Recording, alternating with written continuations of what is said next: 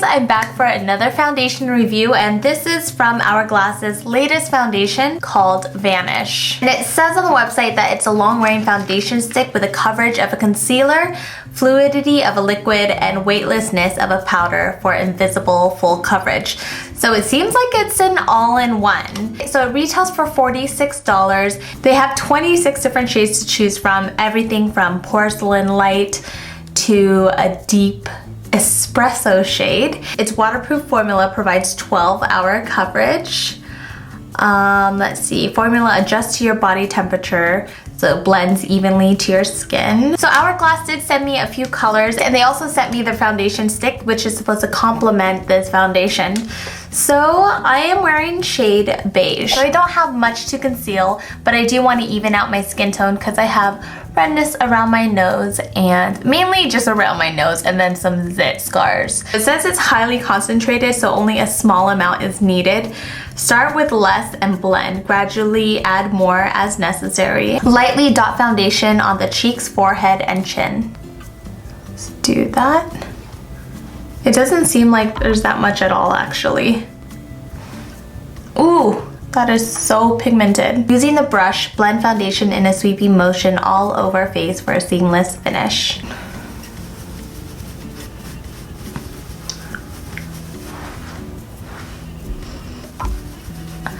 I feel like I'm sweeping it off. Maybe I just need to add more. Yeah, I feel like that's definitely not enough, so let's just do this. Ooh, I hope that's not too much.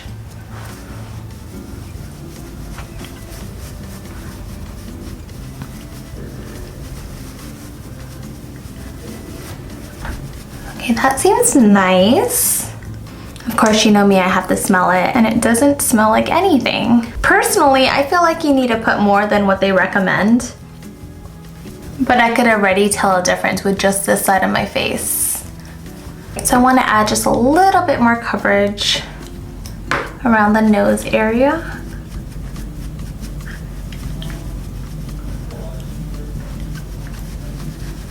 But you can still see the redness peeking through.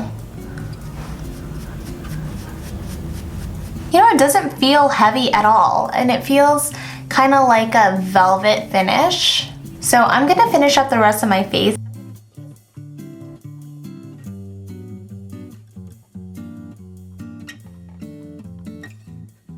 So it's been a few minutes, and I thought it would set like a powder, but it just looks really, really shiny. I'm just gonna use the translucent powder by Laura Mercier. But you know what, coverage wise, I think it evened out my skin really well. My skin looks really smooth. I'm just gonna pat this on.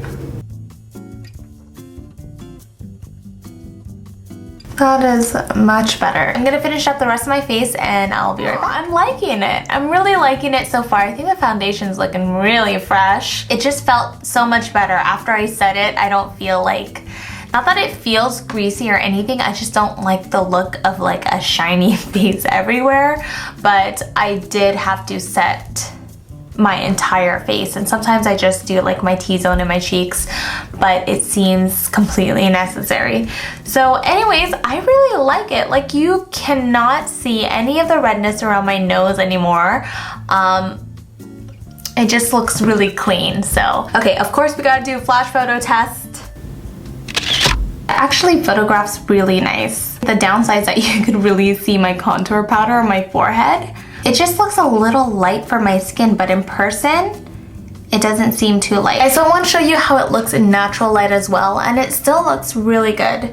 So right now, it doesn't feel heavy, it doesn't feel sticky or cakey, and it still gives me a pretty healthy glow even with a setting powder.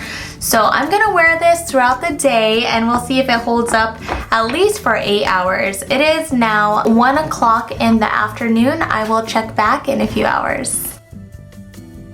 It's been a few hours. It is now 5:14 in the evening. The foundation has rubbed off around my nose because I'm constantly scratching my nose.